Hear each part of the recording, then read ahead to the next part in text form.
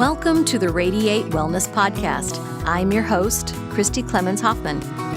Each week we will discuss tools, tips, and ways to radiate your best life ever, interviewing practitioners, authors, and luminaries to help you on your path. Wellness, joy, peace, abundance. What do you want to radiate?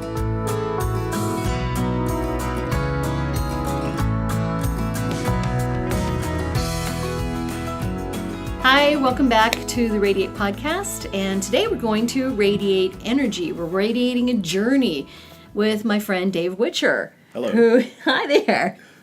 Who is an energy healer, but who has one of the most diverse, winding, crazy stories I think I've heard in this community in quite some time.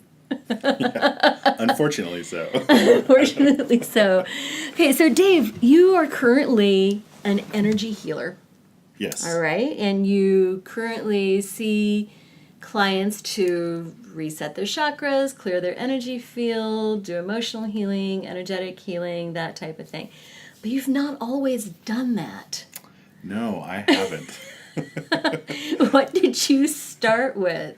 What did I start with? Well, how far back would you like me to go? Well, as far back as you want to. You've had quite an interesting journey to get here. Yeah, it's been a very long, winding path. Yeah, what it makes me think of is that Grateful Dead song, "What a Long Strange Trip It's Been." Yeah, that's perfect, actually. Well, so I guess, what comes to mind when you ask me that is that scene in The Jerk with Steve Martin. So like a lot of the younger generation just don't get that movie, and I think it's because the world has changed so much that you don't kind of understand the irony of that movie unless you grew up in that time.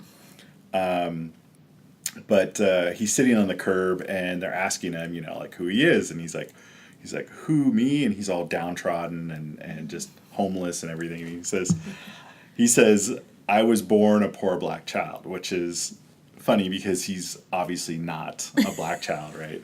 And so I feel like when you ask me my beginnings, I feel like saying I was born a highly sensitive, empathic boy, And back in the late 60s, early 70s, those two things just didn't go together. Being highly sensitive, empathic, and a boy. Boys were supposed to be, rough and tumble and all that kind of good stuff. Oh, yeah, and you were not.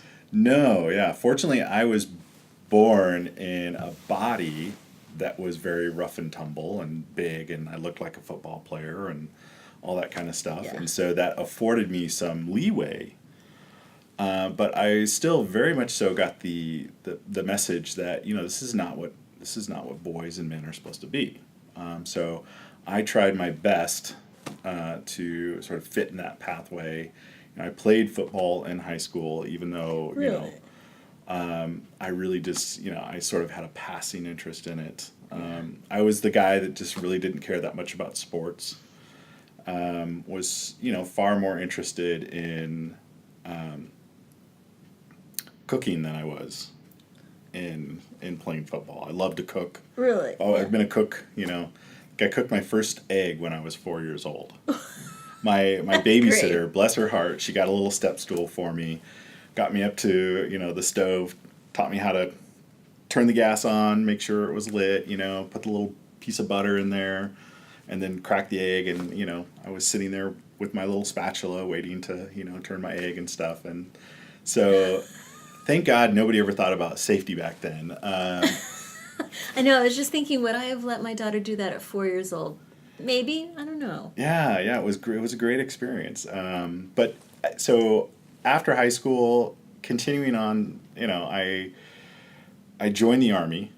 Yeah, you were in the Army. That was interesting. And I joined as Airborne Ranger, which you have to volunteer like 3 times just to get to that point. Yeah, it's kind of elite, isn't it? Yeah. And it's one of those things that's so dangerous that the military, even if they draft you into the military, like they won't draft you into Airborne and they won't draft you into to the Rangers. So you have to just continue to volunteer to get to that point. Wow. Well, I keep thinking of that song. I want to be an Air Force Ranger. I want to live the life of danger. Yeah. That does not seem like you. Yeah, well, there's a part of me that's that, but I often joke that I'm probably the most sensitive, trained killer that's ever come out of the Army. You kill him very gently. I mean it when I say this is going to hurt me more than I hurt you. Oh, absolutely. But no, fortunately, I was in the military at a point in time where we were not in conflict. Yes. Unlike today, where we have troops everywhere, mainly in Afghanistan and Iraq, but certainly those aren't the only two areas of conflict. And, I just, having been in the military for 3 years and knowing what everyone who goes in the military has this idea of service, that this deep sense of service, that they want to serve their country, they want to serve, their countrymen. And it's not because they want to go in and harm other people. It's because they want to serve and protect. And so, it's not only does my heart go out to all the servicemen and women who have been in conflict and have been in the wars and have suffered greatly because of that, but it like literally hurts me when I think about that, because I've been on that side and I understand, why they were there, and I personally feel that they were used very unjudiciously, that we really didn't need to be in those war zones, and that it wasn't serving the best interest of our country, and it was it was putting them in danger and ruining their lives for not a good purpose. But nevertheless, that's not their choice. Their choice is to volunteer to serve and protect our country, and so that's why we've always got to honor their choice to go into the military and support them when they come out, because the government does not support them. Not fully, no. No. Not in a very real way. Not in a very good way at all. But so I was in the military for 3 years, realized that was not my calling. That was not where I was meant to be. And so, just to reiterate, you did get into it out of a sense of service? Yeah, very much so. It's not only, gosh, this could be really interesting and I can really, get into that masculine side of myself, but a very deep sense of patriotism and service to my country, not at all realizing at that point in time when you're that young how politics works and things like that. So the sort of the bigger picture of what's going on in the world. Right. But certainly it was a crash course in that. I think a lot of people come out of the military, they go into the military with really good intentions, and they come out with a sense of betrayal and disillusionment of where they thought, well, wow, our government really doesn't work the way we thought it worked. Kind of I can see that. I can see that, yeah. And sense of being used, perhaps, or just not really. I can see where it would be disillusioning, very much. Or not being used in the appropriate way. Sure. Right? Absolutely. So you were 3 years in the military, and where did you go? So for half of that time, I was in the U.S., in various, places, various different Army forts in the U.S. And then for the last half of it, I was in Korea. Yeah. Yeah. So I was there from 87 through just caught the Olympics. So I was there for most of the Olympics in 88. Oh, how fun. Yeah, well, well, not for me. I was up on the demilitarized zone. Because the North Koreans at that time were very upset that they basically weren't really going to get to participate in the Olympics, and so we were doing a lot of patrolling along the border. There were some North Koreans that were coming, that were going to be allowed to come across the line in protest and march and that kind of thing, and that was being allowed, but it was a very tense situation. And so it wasn't all fun and games for me, but fortunately everything went off well, and I came home in one piece, and that's always good. yeah, that's always a bonus, right? Right. Well, and you had some extensive training and different things. You came out with a lot more knowledge about the world. Yeah, I did. It was very eye-opening. I really am thankful that I had that time in Korea. It was the first time I'd left our country. Wow. I got to participate in a culture that was extremely different from the United States.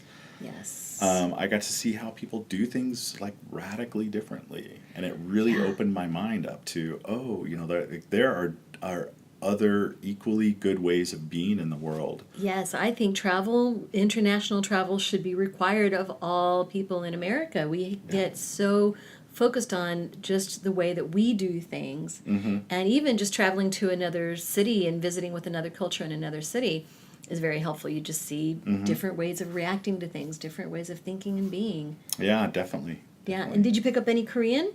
A little bit. I learned a little bit of Korean. I could order my own food in Korean. And speaking of the food, I fell in love with Korean food while I was there. Yeah, it's good. I ate it almost exclusively, even though we actually had very good chefs in my little tiny base that I was on. I was in a very small base that only had one company, about 144 men.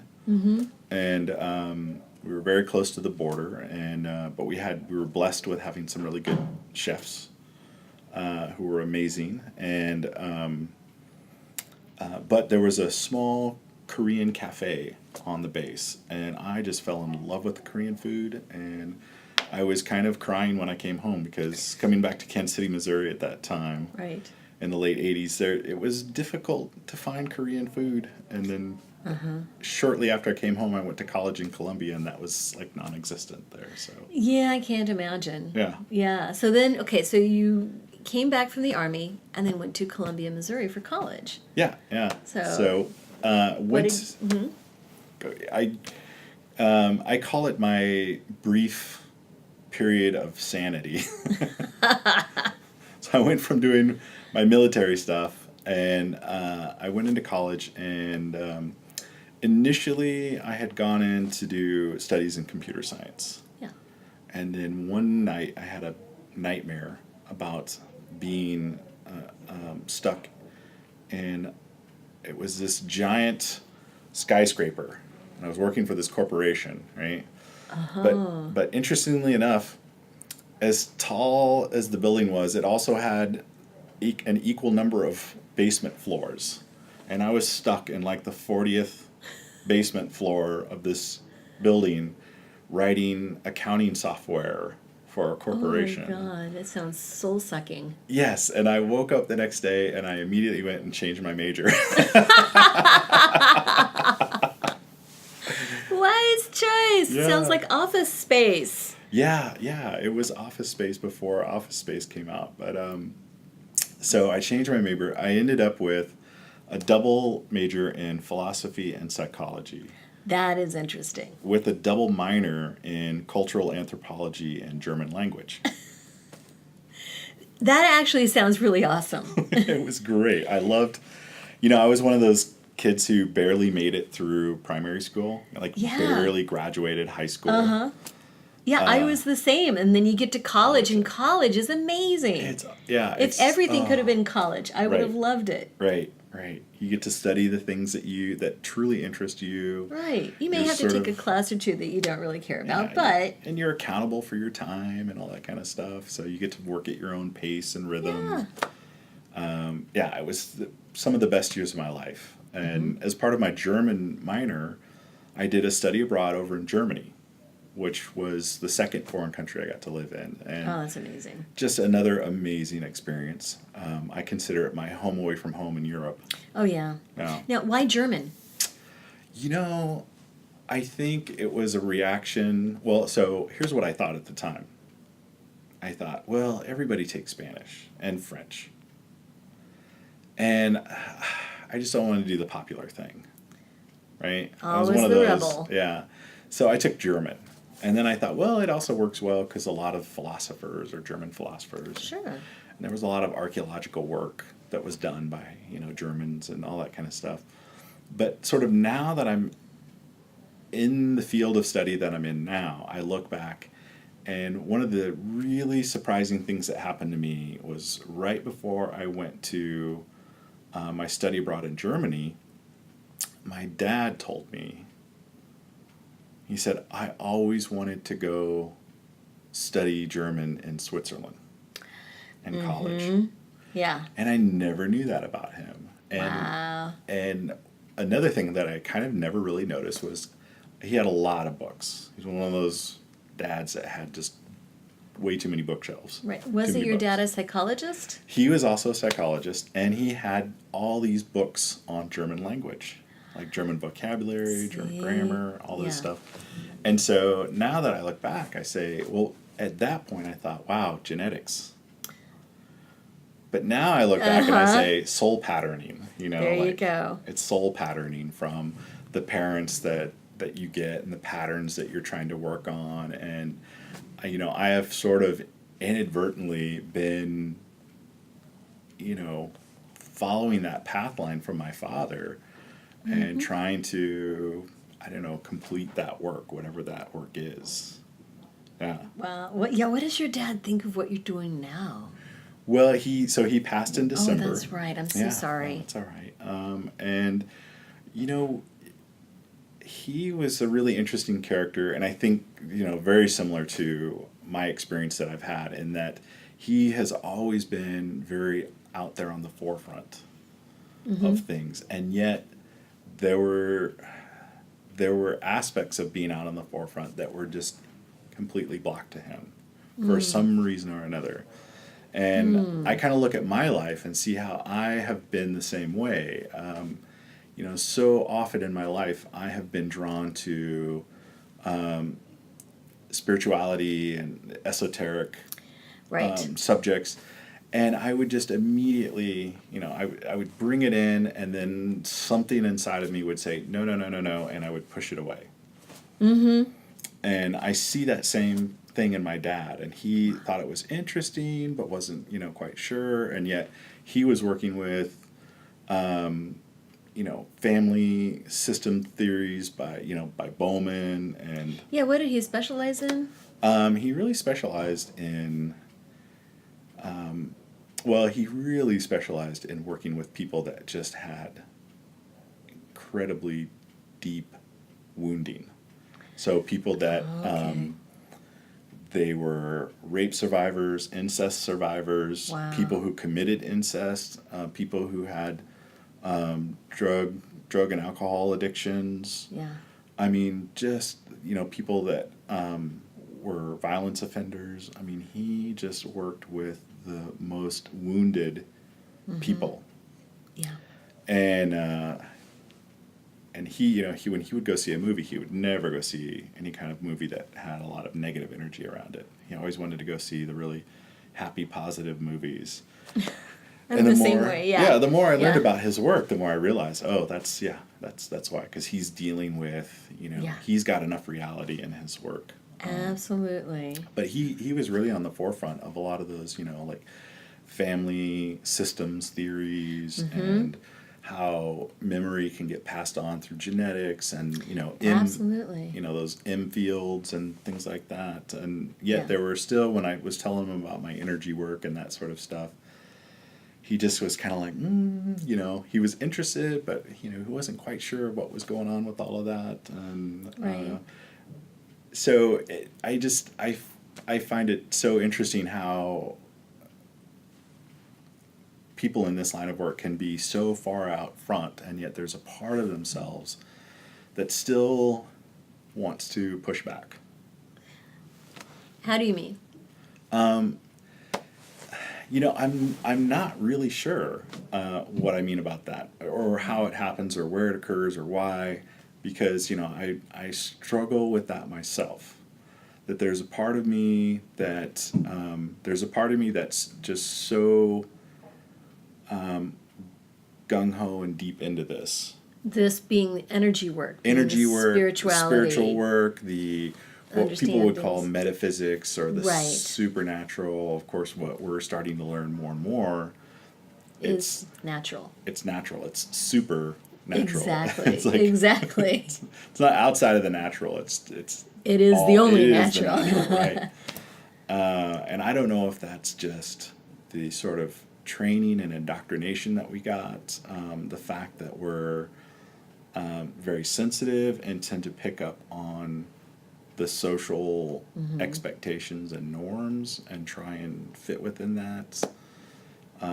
If it's part of, our soul history that, that we're remembering the kind of how we've been persecuted for those kinds of, or punished for those kinds of beliefs in I've the seen past. that a lot in my work. It's, probably like a combination of all of those things, where there's this deep knowingness of, this is This is right. right and real and what's going on, versus a sort of superficial no, let's not go there, like let's keep it safe, keep it secret, kind of a thing, right? Yeah, right.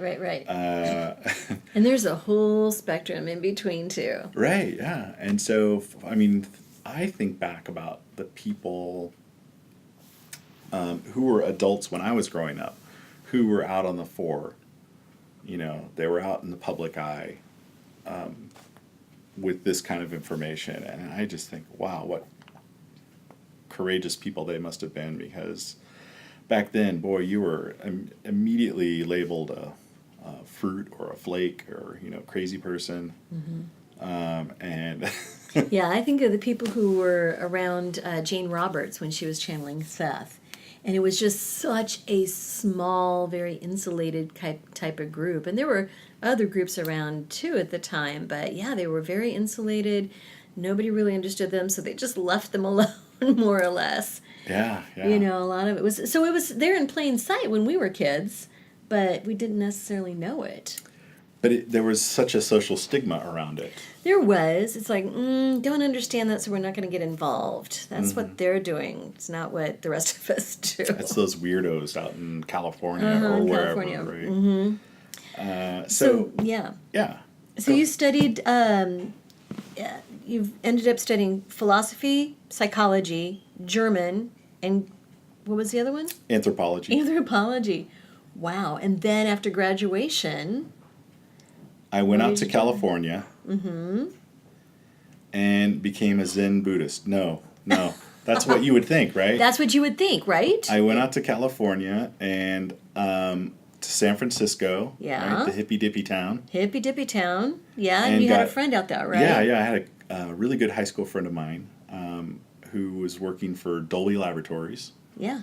out there. Now, And Dolby, the sound people? Okay. sound That's a dream job, okay. yeah, and I also had a distant aunt and uncle out there as well. That's right. Mm-hmm.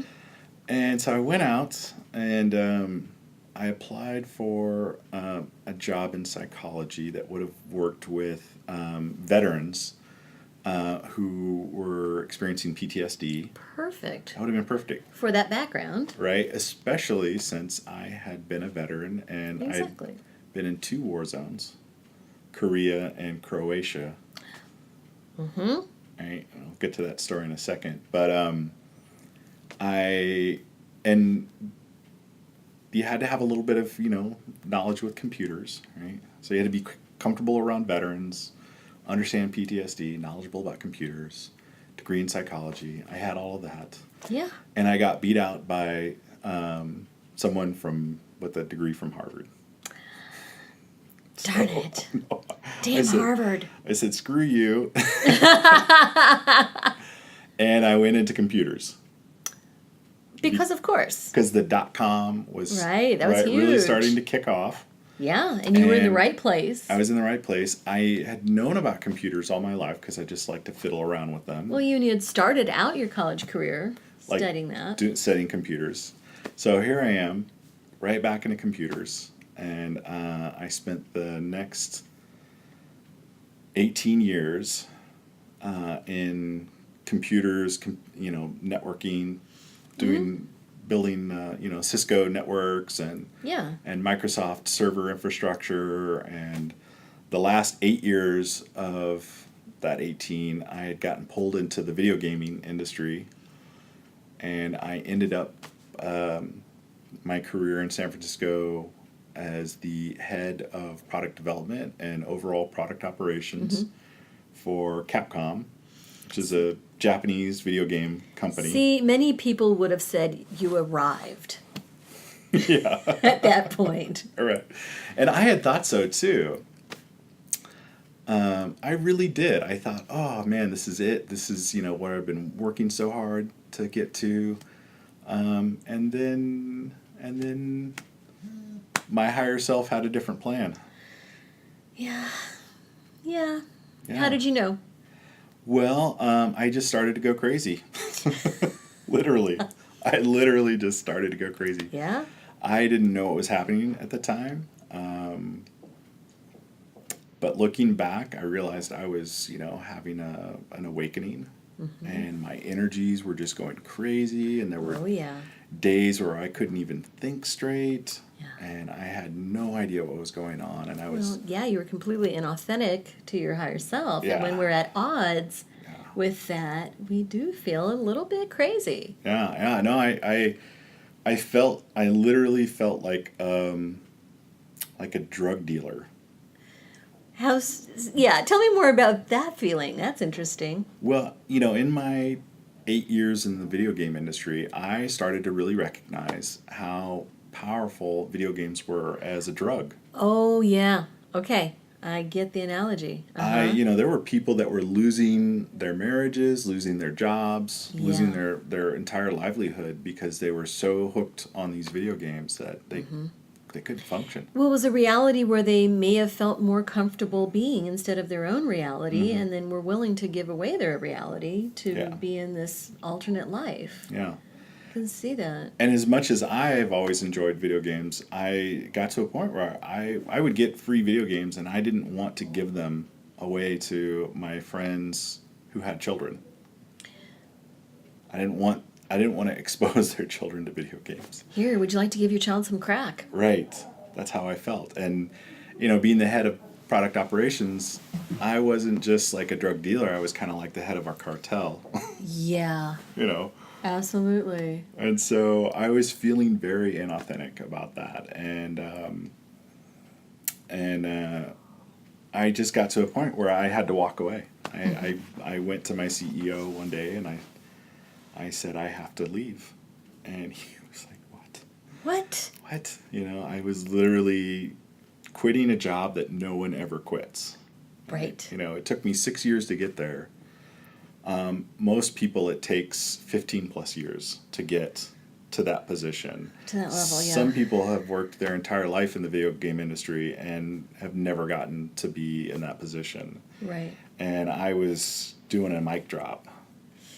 Yeah. And, when my colleagues found out, they were like, well, where are you going? I said, well, I got to go back to Kansas City. I knew I had to go home. Grew up in Kansas City, and, my dad was still here at the time, and I had to come home. And they asked, well, what are you going to do? And I said, I don't know, which I didn't. But it can't be this. Yeah. And it was probably one of the most difficult things I've done in my life, because it was really just like, okay, the last 18 years, I'm just going to flush down the toilet. Right. Yeah. Yeah, that had to feel so conflicting. Very, very much so, yeah. And that's really even harder because I've been in the same position. It's like where the path ahead of you, is the right way, but everything is telling you, no, you're being foolish, you're being reckless here. Mm-hmm. Yeah. And yet, I had signs along the way. When I was in Germany, so I'll get back to the story. When I was in Germany, I met a group of people that were doing a voluntary social work in Croatia during the war in Yugoslavia. Right, yeah. Mm-hmm. And I thought, wow, that's crazy. Who would do that? And the next thing I know, I have finished up my year in Germany, passed all my exams. I took a semester off of college, and I bought a ticket back, and I came back to Germany, and I basically signed up to do 6 months of voluntary service in a small town that was in a UN protected zone that was literally split between the Serbs on one side and the Croats and Muslims on the other side. That was the side that I was on. And, you know, there was gunfire and explosions every once in a while. And, you know, the real fighting had ended, but there was still just like a lot of tension, and there had been a lot of deaths on both sides. The line had gone back and forth. The town was just in shambles.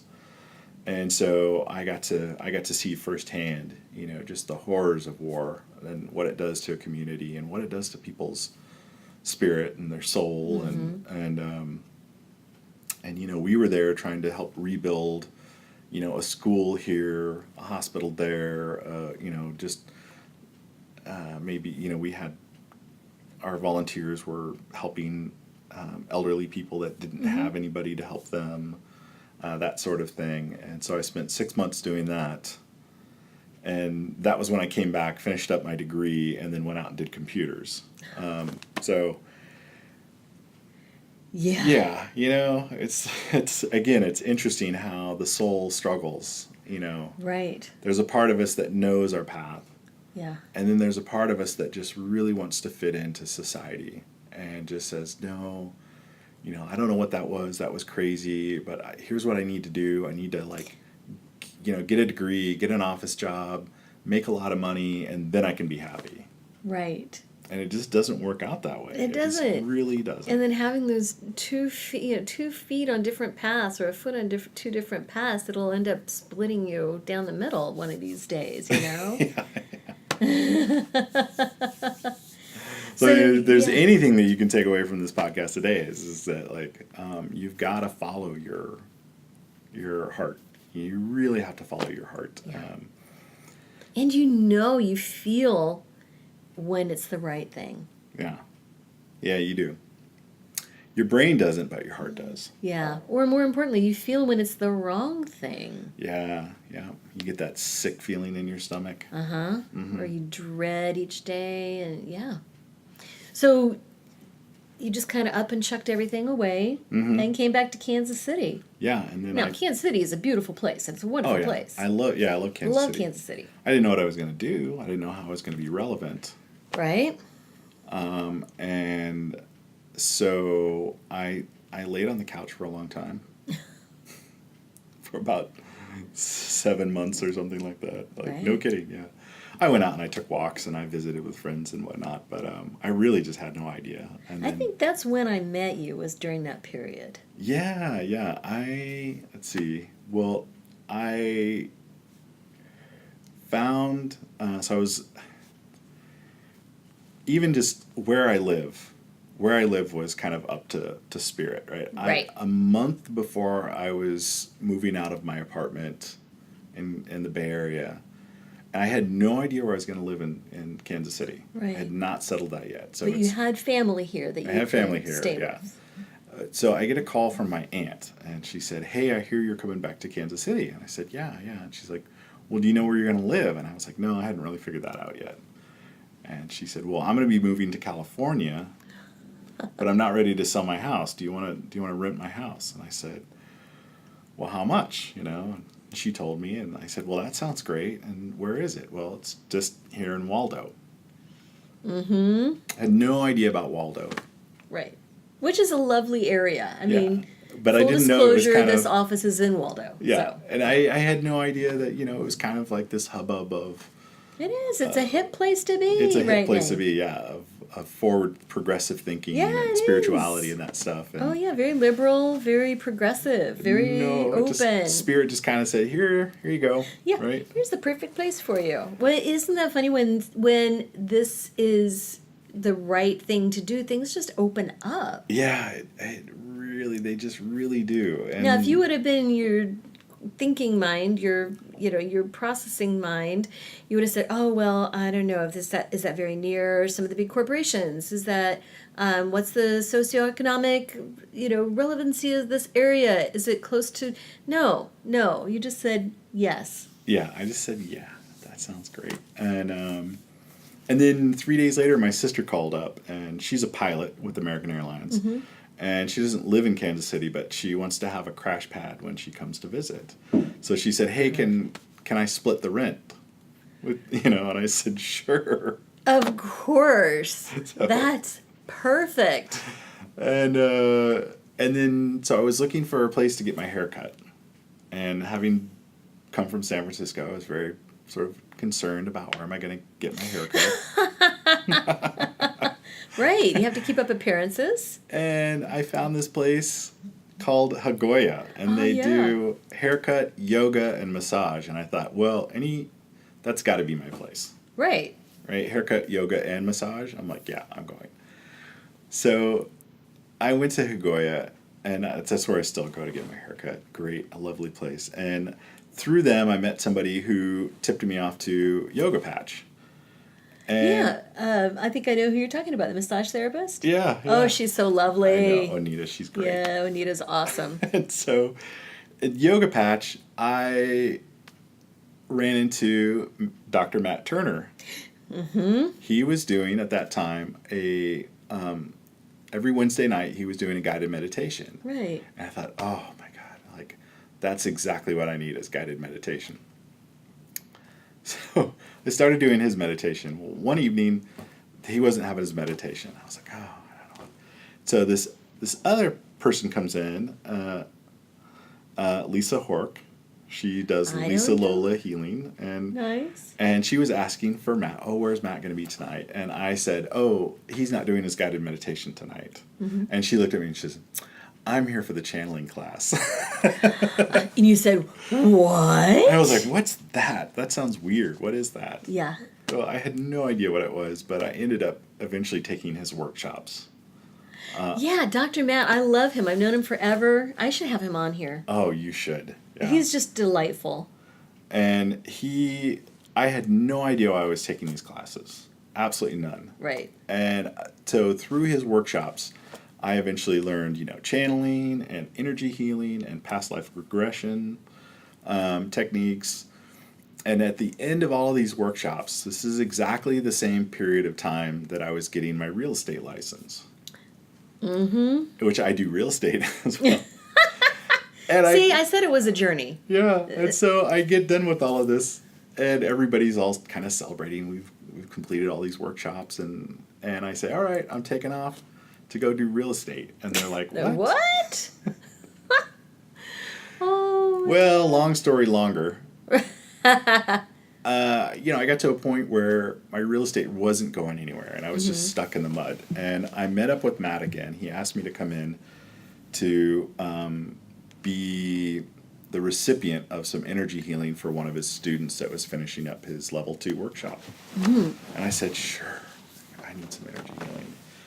And we were all going over the notes afterwards, and he was giving her evaluation, and I was giving my input and everything. And he looked at her and he said, well, you are absolutely ready to start your healing business for her. And he looked at me and he said, you both are. Mm-hmm. And I at that point, I was kind of like, all right, universe, I get the message. Yep. And as soon as I said yes, I got a free table. I got some space that opened up for me. Everything just kind of started opening up. And I said, okay, I'm going to do this. Right. And a week after I said, yes, I'm going to do the energy healing, I got 3 real estate contracts signed. But things had started moving in a positive way for you, and that was probably a way for the money to come in while you were building your business. Yeah. Well, so it's been a very topsy-turvy journey since that point. That whole thing opening up to being a healer, I had this giant sense of imposter syndrome. I don't know if you That's what you're... Oh, yeah, when I was in corporate, big time. Yeah. Yeah. And I just felt like, who am I to say that I have any kind of, ability to help people heal? From all the crazy stuff that I've gone through in my life, And, throughout all these journeys I've been through, I've been through some crazy stuff. And, You have been through some crazy stuff. And, I've, had my share of successes and failures, But you see, I think that makes you very qualified to be a healer because you've taken on all of that energy, you've transformed it, you've moved it within yourself. You can empathize with the client, just the same way that you took on the psychology degree and your veteran experience to, do the work that you had wanted to do there. So, I mean, it's synthesizing all of your experiences that just makes you a well-rounded healer. It takes a while to own that, though. It does. Yeah. But yeah. I had to really process that for a while. Right. So I did, there was a point in time, like the first couple months I was giving away free healings to kind of get experience. Experience and everything. And I got to a point where I couldn't give healing sessions away. And I realized that it was, I had to work through some things. You mean you couldn't attract people who wanted to have free healing sessions? I couldn't give it away. I couldn't give it away, right? Yeah. Wow, yeah. I couldn't give it away. Well, people value what they I realized that in. it was, it was where I was energetically, that I really had to work through some stuff. And so I went through a whole bunch of stuff for the next 6 months, including, there were my father died. I had one of my cats just suddenly drop dead. I had, it was just a lot of stuff going on that I had to work through.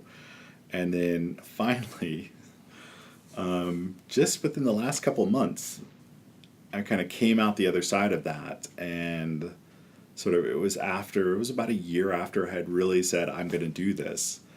And the dust settled.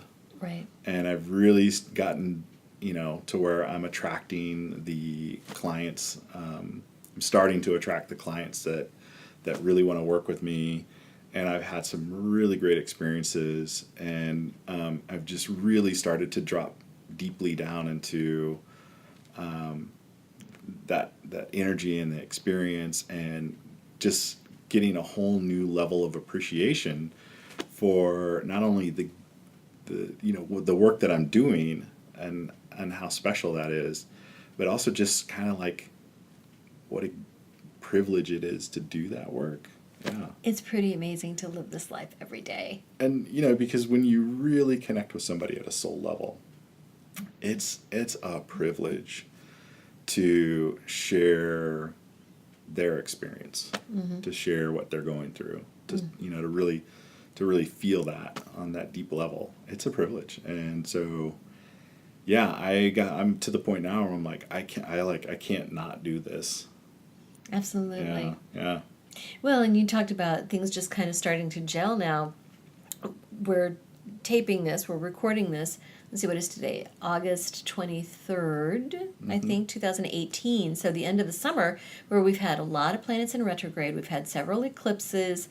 The energy's been really intense, and now it's starting to clear. Yeah. And so I'm hearing this from a lot of different people that things are starting to come together after a while. Yeah. Well, although this morning we had kind of, that was hilarious. We had a Mercury retrograde experience when it wasn't Mercury retrograde. Yeah. Are we still in the shadow period? I don't know. Oh, that was hilarious. But things are moving. Things are starting to settle for a lot of folks. So let's talk a bit about your work and what it is you do. I mean, okay, so you channel energy, you heal with energy. So, yeah, what else can you tell us about what you do? Yeah, and it's interesting that you asked this question, because I have, up until recently, had a really difficult time describing what I do. You need your elevator speech. Yeah, well, I would think to myself, well, I have some Reiki training, but I don't really consider myself a Reiki master. I do intuitive energy, and that sort of thing. But it's been as I've really allowed myself to surrender into the experience and not try and control it.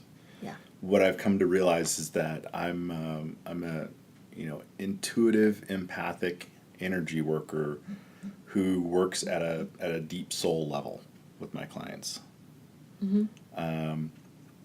And the nice part about that is that when I connect with my clients' energy, they tell me what to do.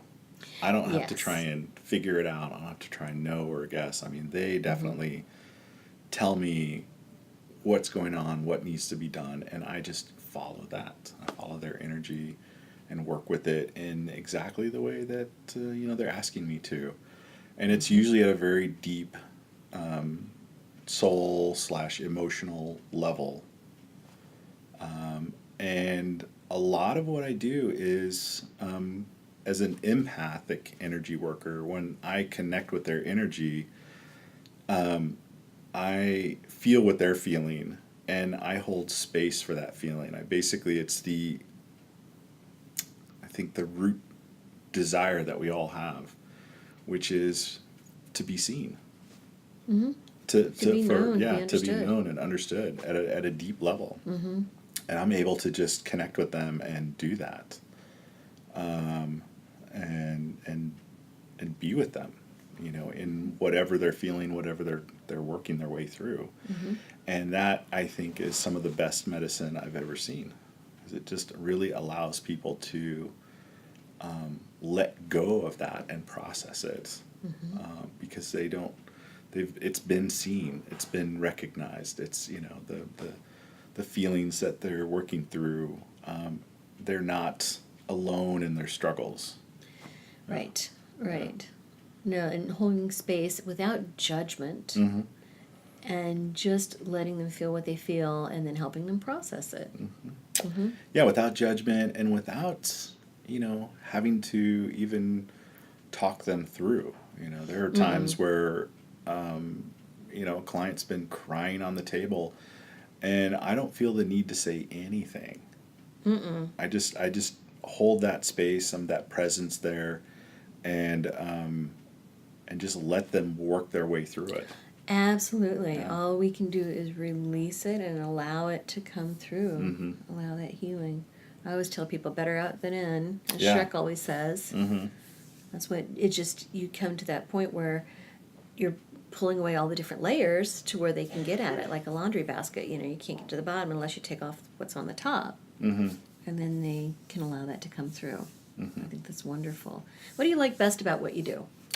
Well, it's definitely the connection. When when I get that connection with the people, and that's why I said it's a privilege to do this work, because it goes both ways. I get a lot of the same benefits from being connected with somebody at that level. It just reaffirms that we are all connected. We are all connected. Yes, nobody's alone. Nobody's, and so that helps reaffirm my own desire to feel connected and to know that there's something more than just myself, bumbling around in the world. And I always feel incredibly energized and happy after, a session, regardless of how long it was or what kind of emotions, we were going through. I mean, there's been times where I've started to cry and so, but I still feel really good after a session because of that ability to connect with somebody and just, be with them on that level. Oh, absolutely. Yeah. When you give it that energy, you get it. It's coming through you, and it can't help but energize you. Yeah. And clear what needs to be cleared. Yeah. Go where it needs to go. And I think the other thing I like about it is that it's just really helping other people to open up.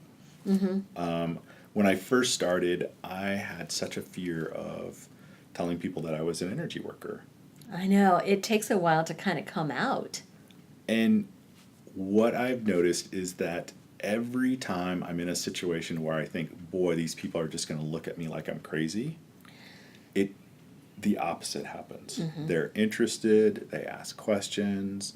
You can tell that there is a real need out there for energy workers and spiritual healers and empaths and sensitive people.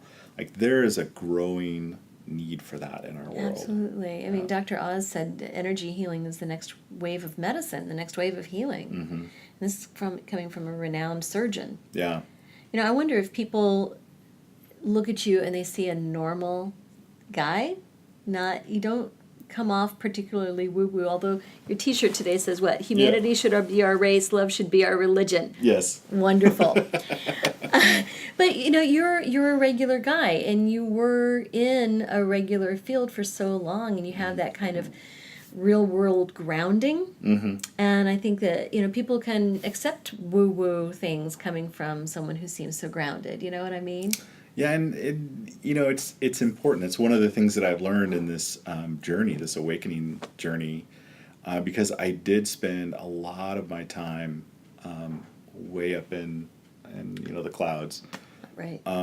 just trying to figure this whole thing out and understand what was going on, and you kind of keep going up, up, and at some point you realize it's not about living up here in the astral realms. Mm-hmm. It's about being able to access that. Absolutely. But to live in balance between, being grounded and being spiritual and residing in that center space between the two, and getting really grounded when you need to, and getting really spiritual when you need to, and knowing sort of when and how to apply those two different extremes of the spectrum. Right. To me, in my practice, it's helping people live here where we are, the best, most whole, most complete way that we can.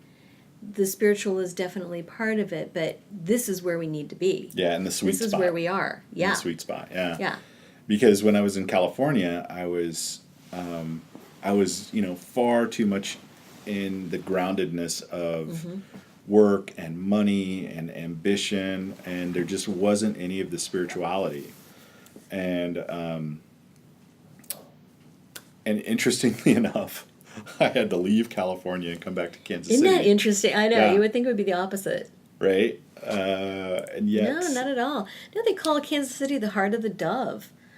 Yeah. They really do. I don't know if you've heard of that. There's the wonderful center called Heart of the Dove here in Kansas City, Right. which is incidentally where I met you. That's right. That's right. A couple of years ago. And so the Kansas City area is known to be the heart of the dove. And there's actually a lot of spiritual leaders here, like Matt Turner and others. There's Unity Worldwide is here in the Kansas City area. There's other major religions that have their centers here. So it's really a very spiritual place to be, Kansas City. And I never would have thought that even 10 years ago. Yeah, so It's exploding. so glad that I'm back in Kansas City, and I love Kansas City, and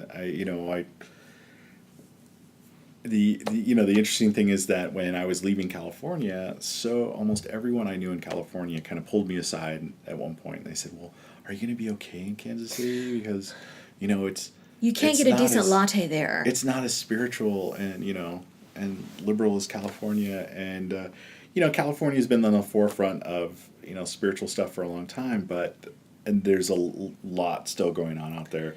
But Absolutely. the interesting thing is that I know I have a bigger spiritual community here in Kansas City than I did in California. Absolutely. And what I love about Kansas City is that the spiritual community is very large and everybody knows each other. But Kansas City also has that Midwestern Bible Belty conservative type of thing. And occasionally we kind of come up against it. But it transforms. It does. I think the work that we're doing here is helping mitigate some of that. And the thing that I love most about Kansas City is just the sort of open, it's down to earth ness that people here just have, like a kind of down to earth Midwest vibe, down to earth, and yet still open minded. You get you get people who you would think would be kind of the most closed minded people you could ever meet, and it is just wonderfully refreshing and surprising how like really curious and open-minded they are. Surprisingly so. Yeah, and like Kansas City to me has always kind of been that city where, East meets West. It is. That's a really good way to put it. Because like I was saying, you kind of get this kind of conservative feel, but then you've also got this very open and liberal type of feel in Kansas City, and it's like this Venn diagram where the center is getting bigger and bigger. It is, yeah, it is. Some of my clients recently have been coming from very strict religious backgrounds, very strict conservative backgrounds, and they're starting to wake up and be more open to a lot of things, and it's exciting. Or I would even say that they're starting to allow their curiosity to go out and play again. If it ever had, they're opening their curiosity for the first time. Yeah. Well, because all of this stuff, our world is out there, but you just do have to kind of be curious to it. Yeah. And there weren't we talked about the little enclaves, like the people around Jane Roberts and Seth and other little groups like that. There was curiosity there, but it wasn't as widespread. As people are waking up, their curiosity wakens. Mm-hmm. Mm-hmm. And these things that they know. It's very interesting. So how do you think your work most helps people? Ultimately, my goal is to help people wake up to their own sense of spiritual embodiment. So yes. I want them to start to become aware of their own energy mm-hmm. body, and how their physical body and their emotions and their energy body all work together, so that they can become more and more self-empowered from a day-to-day practice, being in touch with themselves, being in touch with their emotions, which informs their physical body, and then being in touch with their spiritual energetic body, which informs their emotions. Mm-hmm, right? And absolutely. Following that chain through and really helping to raise that awareness and keep themselves in alignment. Mm-hmm. Yeah, and just being responsible for their own energy. Mm-hmm. To me, this is in my work, of course. Being responsible for their own energy, being responsible for their own experience, being responsible for their own thoughts, their own beliefs. I think it's important, and to me, that's part of waking up. Yeah, and I think, it's been said before that the whole point of magic or, spiritual enlightenment is self-empowerment, and to know that you really have the ability within yourself to completely take care of yourself, and to be healthy and to be happy and to have the life that you want. And it's not anything outside of you that is required. Mm-hmm. It's like everything you have is within you. And I mean, gosh, even, Jesus in the Bible said that the kingdom of heaven is within you. Mm-hmm. It's been echoed, across all the major religions. Maybe not preached very often. Right, but it's there. That's always been the main message of any kind of religion or spirituality, is that the power is within you. Right. It may not have been preached as often because that takes the power away from the church. Mm-hmm. And puts it solely within each person. But right. Yeah, it is there, and I think people are waking up to that. Yeah. We are very responsible for our own reality and what we see. Mm-hmm. Yeah. Well, it's been really interesting talking with you. Thank you. I always have such a good time talking with you. So much there, so much experience, and so much different experience. So, yeah, we're here with Dave Witcher. And you practice here in Kansas City at the Yoga Patch currently. Yeah, Yoga Patch. And I'm also have a space down on 151st and Knoll with Lotus Yoga. Yeah. So I have a little, I take clients there, take clients at Yoga Patch. Mm-hmm. And so we'll put contact information in the show notes. Mm-hmm. And one more thing, before we sign off, we have people who listen from all over. Right. All over the world. Can you do what you do remotely? I can. I have started doing remote energy sessions. It's just been very recently that I've been doing that, but I've had some really good responses from it. So I'm very open to do that. As the more you get into the energy work, the more you push past your sort of mental ideas of how it works, and you realize that, there's no real distance. No. Yeah. There's not. We're all one. We're connected. Yeah. When you're in your normal brain that works with time and space, you think, oh, in order to do this, I need to be right next to the person. And so you work with that sort of limitation for a long time, or that framework, I'll say. It's, it's kind of like having... That idea. It's like having the training wheels. Right? That's a good way to put it, yeah. And then eventually you realize, oh, yeah, no, that time and space don't matter. It really doesn't. They really don't, yeah. No, I have just as much success with distance as I do in person. Yeah. So, okay. Yeah. So anyway, so people can connect with you from wherever they are. Yes. Yes. Awesome. Well, Dave, thank you so much. It's been so fun talking to you. Yeah, it's been an absolute pleasure, Christy. Thank you for having me. You're so welcome. We'll do this again. Yeah, absolutely.